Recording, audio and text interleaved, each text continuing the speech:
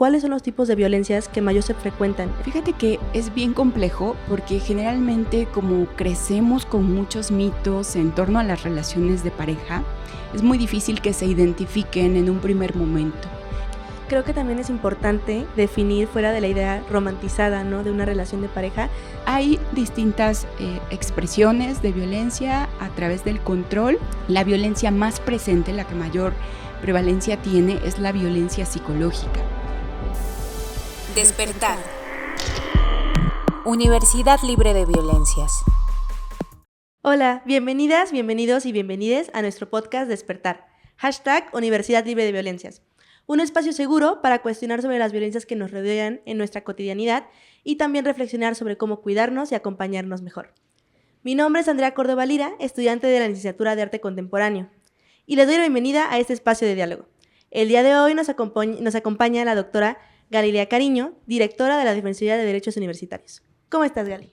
Muy bien, Andrea, muchísimas gracias por esta invitación. Muy contenta de estar compartiendo este episodio. Yo también estoy muy contenta y quisiera comentarte a ti y a nuestro público que este es nuestro primer episodio de la temporada. Y como comunidad universitaria estamos muy emocionadas por empezar este proyecto, dado que se nos es urgente hablar de estos temas de violencia dentro de las relaciones sexoafectivas y sobre todo para poder prevenirlas e identificar este tipo de problemáticas. Y siendo pertinente a este primer episodio, quisiera preguntarte una pregunta detonadora. ¿Cómo definimos el concepto de pareja más allá de la etiqueta de noviazgo? Uy, es una pregunta bien interesante porque creo que cada uno, cada una vivimos de alguna manera, ¿no?, esta idea de relación desde muchos constructos. No obstante, la literatura acuerda que se trata de un vínculo entre dos personas que comparten eso, una atracción, un gusto, afinidades, un compromiso. Algunas personas han identificado que también hay un componente que es el tiempo en las relaciones de pareja.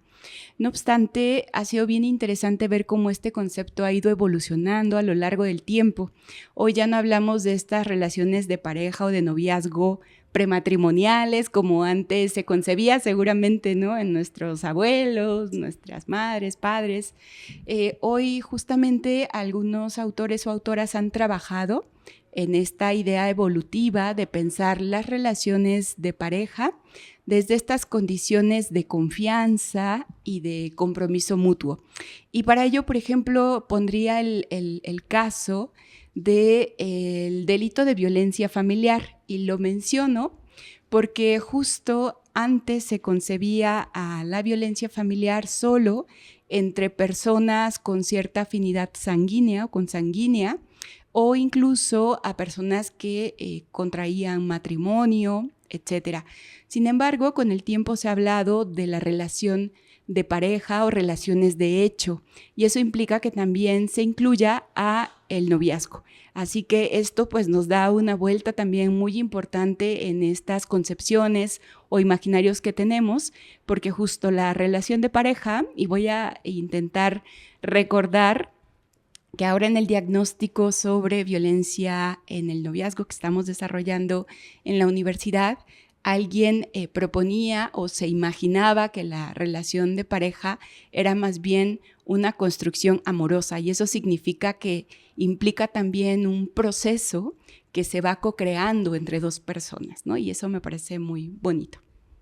Creo que también es importante definir fuera de la idea romantizada, ¿no?, de una relación de pareja, también cosas que se comparten como la intimidad, también como las experiencias personales, el tiempo compartido, pero también sobre todo la confianza que se le tiene a la persona. Y hablando sobre esas estadísticas que me comentas, quisiera preguntarte ¿cuáles son los tipos de violencias que mayor se frecuentan en este tipo de relaciones? Sí, fíjate que es bien complejo porque generalmente como crecemos con muchos mitos en torno a las relaciones de pareja, es muy difícil que se identifiquen en un primer momento. Eso significa que hay parejas que van extendiendo una relación a lo largo del tiempo y se mantienen en algo que Leonore Walker ha llamado el ciclo de la violencia. Y constantemente van teniendo, ¿no?, ciertas condiciones de fricción, algunas expresiones de violencia más directas, hasta encontrarse en una situación de luna de miel. Eso significa que hay un rompimiento, pero también un reconocimiento aparente de que las cosas están mal o en cierta tensión. Se piden disculpas, se ofrecen, ¿no?, muchas propuestas de cambio, regalos incluso, etcétera. Y esto lo que va generando es que la persona crea que la relación va a cambiar. Y bueno, eso es complicado porque en realidad estamos ante un ciclo de violencia. Eso por decirlo menos, pero en efecto, ¿no?, generalmente la violencia más presente, la que mayor prevalencia tiene, es la violencia psicológica. Y esta la podemos identificar a través de ciertas condiciones. Por ejemplo, los celos, ¿no?, que son una condición constante en muchas relaciones de pareja. Incluso la propia Ley General de Acceso a las Mujeres a una Vida Libre de Violencia refiere la celotipia como una condición constante de estar controlando a la pareja, ¿no?, preguntándole en dónde está, enviándole mensajes, etcétera. Y creo que eso lo podemos hoy ver no solamente en una relación o condición física directa, sino también a través de las redes sociales, ¿no? Los dispositivos hoy se han vuelto una forma de controlar a la pareja, ¿no?, de preguntarle cada 5 minutos, por ejemplo, si va a una fiesta, con quién estás, quién llegó, qué estás haciendo, etcétera. Entonces, hay distintas expresiones de violencia a través del control, como impedir a la persona que salga con sus amigos o amigas, decirle cómo se tiene que vestir, ¿no?, ir condicionando de alguna manera a la persona que es y transformando también esa personalidad. Entonces, esto es muy importante porque es cierto, hay algunos resultados de la encuesta de las dinámicas en los hogares, la ENDIRE, que por ejemplo en 2021 señalaba que la violencia de pareja, en efecto, la violencia psicológica es la más presente, pero eso no escapa a que haya otro tipo de violencias como la física o la sexual. Lo más preocupante creo que en este sentido es que la misma ENDIRE establece que el 78% de las personas, ¿no?, que son mujeres, esta población encuestada, mayor de 15 años, etcétera, no había denunciado. El 78% de las mujeres no habían denunciado esta violencia de pareja, y el motivo era porque no le daban importancia, entre otros motivos. Eso es muy preocupante porque es muy difícil leer estas situaciones, y por eso empezaba mucho con este ciclo de la violencia, ¿no?, porque tenemos que estar muy alerta de lo que va sucediendo. Y fíjate que esta violencia de pareja en el entorno universitario es muy preocupante, porque además en muchos casos las relaciones no se entablan directamente con personas de la propia comunidad, sino con personas externas, ¿no? Entonces, eso lo hace más complejo, y sobre todo, pues ahí es muy importante estar identificando y haciendo lectura del tipo de relación que estamos teniendo, cuando sentimos incomodidad, ¿no? Cómo nos mira nuestra pareja, cómo miramos a nuestra pareja, entre otras cosas, justo para ir leyendo estas simbologías y estas expresiones que hacen parte también de esta violencia. Sí, y justo me llamó mucho la atención eso de la ¿Celotipia? Celotipia. Pues no sé, me viene esta duda de justo el propósito de este episodio es también identificar, ¿no?, en qué situación estamos dentro de nuestras relaciones sexoafectivas, y te quisiera preguntar cuál es la diferencia entre la celotipia y algún tipo de acoso u hostigamiento. ¿Podrías detallarnos un poco más? Sí, en el caso del acoso y el hostigamiento sexual es bien importante identificar también las jerarquías, porque en efecto en los ámbitos universitarios el acoso sexual y el hostigamiento están presentes. Claro. No obstante, en el caso del acoso hay una relación horizontal, ¿no? Esto se da sobre todo pues, en relaciones de pareja o expareja, por ejemplo, que son compañeros, compañeres, ¿no?, etcétera. En el caso del hostigamiento está presente una figura de poder. Esto puede deberse a una condición jerárquica, ¿no? Por ejemplo, alguna persona con cierta autoridad sobre otra persona. En un ámbito laboral, un jefe hacia una mujer subordinada, por ejemplo, un maestro, un director, alumno, o un alumno, o una profesora a un alumno, por ejemplo, ¿no? Entonces, eso es bien importante identificarlo porque sí, alrededor de la violencia de pareja pueden presentarse otro tipo de conductas. Por ejemplo, sobre todo cuando se termina una relación, suele haber acoso sexual, porque hay una parte o una de las partes que insiste o quiere regresar o quiere continuar con esa relación. Y hay expresiones a veces de rumores sexuales, hablar mal sobre la otra parte, y no tenemos derecho a hablar de la vida privada de otra persona de tal manera, ¿no? Entonces es bien importante como ir cuidando estas formas y estas prácticas.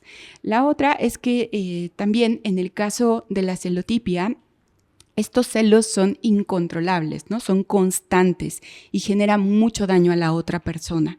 ¿Por qué? Porque todo el tiempo la persona está focalizada en ver qué hace su pareja, ¿no? Y en recriminarle o pedirle explicaciones por distintas situaciones.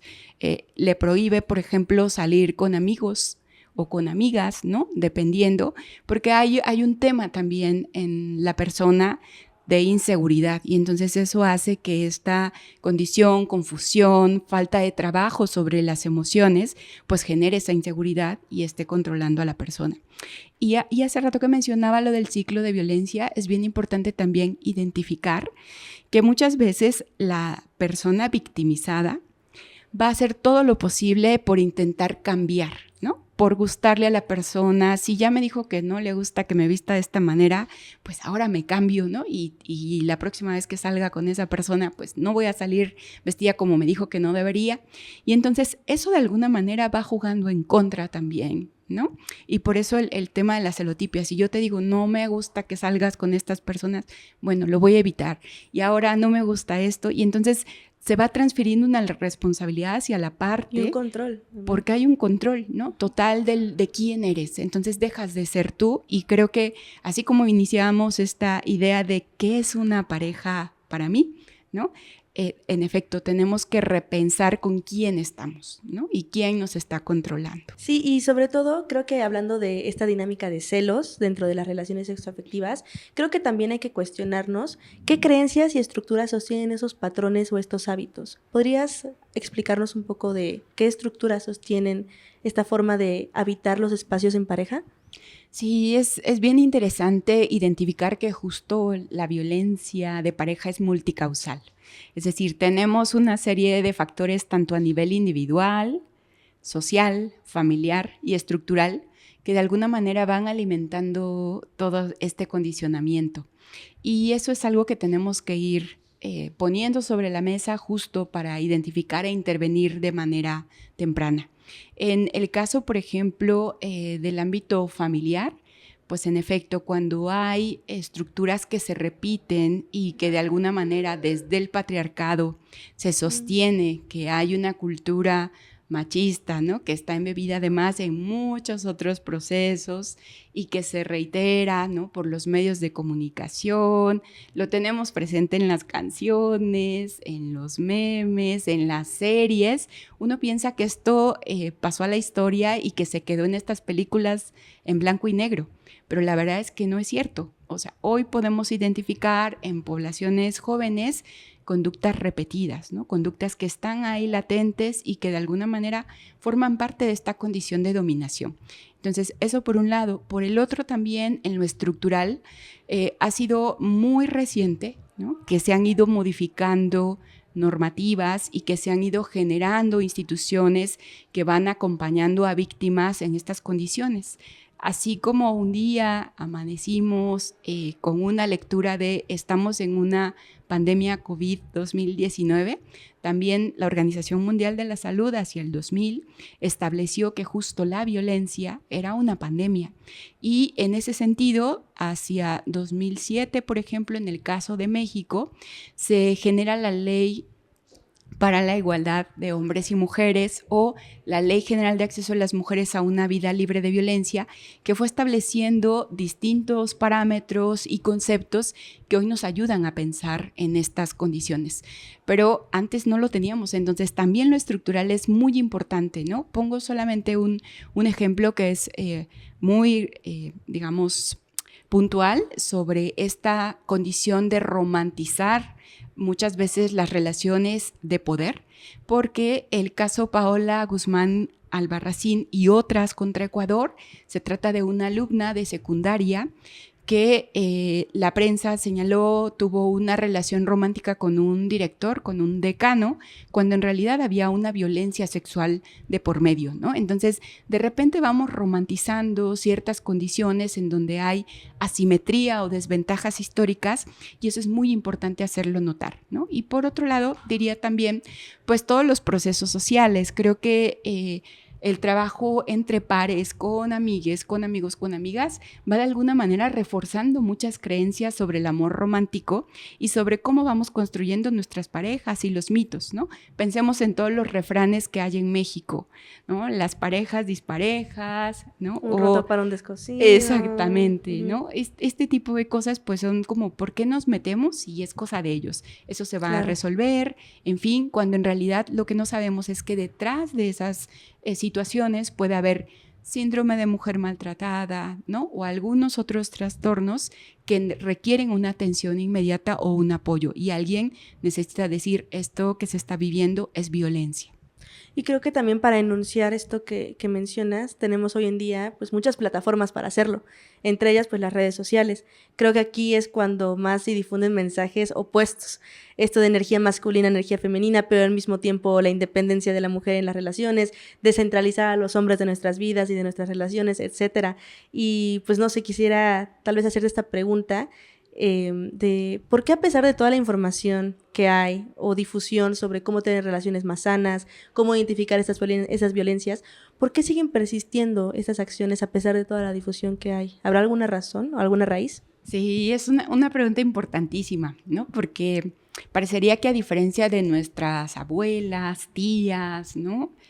O profesoras de hace algunos años, ellas no tenían acceso a esta información, y hoy nosotras la tenemos, ¿no? Con un clic, y podríamos saber muchísimo sobre estas condiciones de vida. El problema es que la información no es suficiente si no pasa por un proceso, y eso es importante considerarlo, ¿no? Porque hay un proceso también en esto que llaman hoy los sentipensares, que es un proceso cognitivo y es un proceso emocional. Hay personas que dicen, es que yo no creo que estoy viviendo violencia, ¿no? Mira, él es tan buena persona, o ella es así, ¿no? Y entonces, bueno, pues claro, hay un tema de no creer lo que se está viviendo, lo que se está sintiendo, y no es suficiente con la lectura de esa información. Hay ocasiones en las que en efecto podemos hacer incluso hoy hasta checklist, ¿no? De esto me está pasando, esto ya lo viví, esto lo escuché, esto me lo dijeron, y va haciendo como cierto sentido. Pero debemos pensar también en todas nuestras condiciones de fragilidad y vulnerabilidad como personas. Siempre los casos de victimización tienen su complejidad porque somos personas únicas y venimos también de distintos espacios, de distintos procesos. Toda esa acumulación, tanto de memoria, ¿no?, como de constructos, tiene de alguna manera una influencia en la forma en cómo percibimos el mundo y las relaciones. Y ahí, por ejemplo, muchos de los estereotipos de género son fundamentales para poder también relacionarnos, ¿no? Si nosotros, por ejemplo, llegamos a una relación pensando que todas las mujeres están locas, todos los hombres son infieles, ¿no? A todas las mujeres les gusta que les regalen cosas, etcétera, de alguna manera ya vamos hacia esa relación con una predisposición, porque a lo mejor eso nos lo dijo un tío, nos lo dijo una amiga, lo vimos en una serie y creemos que funciona así.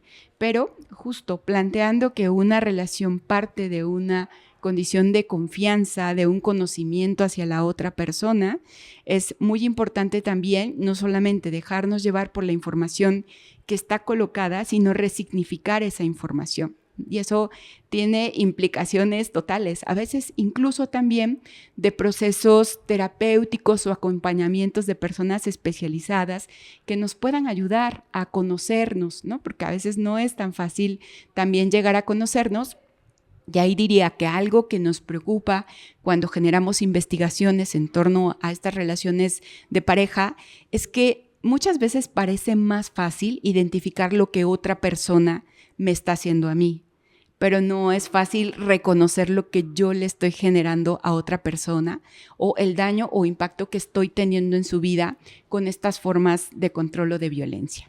Claro, y creo que justo el también aprender a identificar estas problemáticas y el también saber cuidarnos, e incluso si una amiga, amigo o amigue se encuentran en esta situación, pues también ser esa red de apoyo, ¿no? Creo que es una forma de resistencia a también este sistema o violencias estructurales que nos obligan a caer en ese tipo de violencias dentro de la relación. También identificar cuándo salir y pues saber pedir ayuda. Creo que es algo también muy importante, contar con otras personas que no sean solo la pareja. También quisiera yo preguntarte, dentro del entorno universitario, ¿cuáles serían algunas pautas para poder prevenir estas violencias, ya como una parte final de este episodio? Porque creo que también es importante saber qué hacer. Si estoy en esa situación, lo identifico, pero ahora, ¿qué hago? Sí, yo creo que una cosa fundamental tiene que ver con el cuidado. Y el cuidado no solamente es una palabra de un ratito, ¿no? Es un derecho humano. Justo el cuidado forma parte también de una tríada que tiene que ver con yo me cuido, ¿no? Que es esto que llamamos el autocuidado. Yo cuido a otra persona, pero también cuido mi relación. Y entonces, en ese sentido, creo que es muy importante tenerlo presente día a día. No se trata solamente de cuidarnos cuando salimos a una fiesta, ¿no? O de cuidarnos o de cuidar nuestra relación o recordarla el 14 de febrero, en fin, porque de repente también están presentes todos estos clichés. Y una relación de pareja tiene que estar alimentada en un proceso constante, ¿no? De todos estos elementos que envuelven la dignidad de la persona. Entonces, lo primero que diría es, en un ámbito universitario, todas las personas tenemos corresponsabilidad de estar pendientes, y no lo digo en un mal tono, ¿no? De la vida de las demás personas, sino de identificar. Finalmente, los indicadores son un elemento muy potente para saber que alguien está transitando por una situación preocupante o grave incluso, ¿no? Hay indicadores que le llamamos específicos, donde una persona te dice, te tengo que contar algo, ¿no? Estoy viviendo esto, pero no sé si es real o no es real, porque siempre son parte de las preguntas que se llegan a hacer, ¿no? Hay como cierta confusión, etcétera. Entonces, ahí es muy importante creerle a la persona, escuchar a la persona y también dirigirla con personas que puedan tener una atención especializada. En efecto, nosotros vamos a tener una palabra para la persona que acuda con nosotros, con nosotras, pero no siempre vamos a tener las respuestas que está buscando, ¿no? Entonces, como tú bien lo decías, tenemos que estar ahí justo para saber escuchar, y la escucha activa implica también respeto, ¿no? Y respeto de la vida privada de las personas. Y luego la otra parte, creo, tiene que ver también con volvernos personas que identifican estas condiciones. Y eso significa, pues, allegarnos de información, participar en muchos procesos. Hoy en la universidad pues hay puertas abiertas para muchos espacios, tanto formativos, de sensibilización, ¿no? Estas mismas videocápsulas son muy importantes porque las personas de alguna manera van también, ¿no? Sintiendo que hay información para ellas, y eso de alguna manera también permite que cuando una persona conoce de alguna situación o caso, puede destinar información, ¿no? Para hacerle sentir mucho más segura. Y la otra, y tiene que ver también con algunos procesos que hemos ido compartiendo, el de reconocer también como este kit de herramientas, que es información sustantiva, para poder activarla en determinados momentos, ¿no? Tenemos una aplicación en la universidad, por ejemplo, en caso de que suceda algo, tenemos sitios web, Tenemos, por ejemplo, una campaña activa de cero tolerancia a la violencia, que también implica el que nosotros, como personas corresponsables, podamos estar revisando esta información, que nos ayuda también a tener información más certera en cualquier espacio, ¿no? Llámese un espacio de ocio deportivo, o una actividad en un congreso, ¿no? Porque no sabemos en qué momento puede haber una explosión o una crisis en una relación de pareja. Y es importante tener las palabras adecuadas y el camino trazado para conducirlo. Claro, y creo que justamente este tipo de cápsulas, como tú mencionas, son una plataforma para identificar este tipo de indicadores de ciclos de la violencia, en este caso en relaciones sexoafectivas. Y pues quisiera comentarte que este episodio creo que se me hizo muy nutritivo en cuanto a este tema. Creo que es un buen episodio para arrancar motores en esta temporada. Abarcamos muchos temas sobre este tipo de relaciones y las violencias que la pueden rodear. Te agradezco mucho, Gali, por tu tiempo y también a nuestro público. Muchas gracias por haber visto este episodio de nuestro podcast Despertar #Universidad Libre de Violencias. En el capítulo vimos varios temas sobre las violencias sexoafectivas y en los siguientes abarcaremos otros temas sobre las violencias en relaciones digitales, sobre las relaciones entre la adicción y la pareja sexoafectiva, etc. Les recuerdo que pueden asistir al Salón B003 por si necesitan algún acompañamiento o asesoramiento. Les vuelvo a agradecer a ustedes, nuestro público, y a ti, Gali. Y recuerden que nos pueden ver en nuestras redes sociales MU Iberopue, Instagram, TikTok y Facebook. Muchas gracias de nuevo y nos vemos para el siguiente capítulo.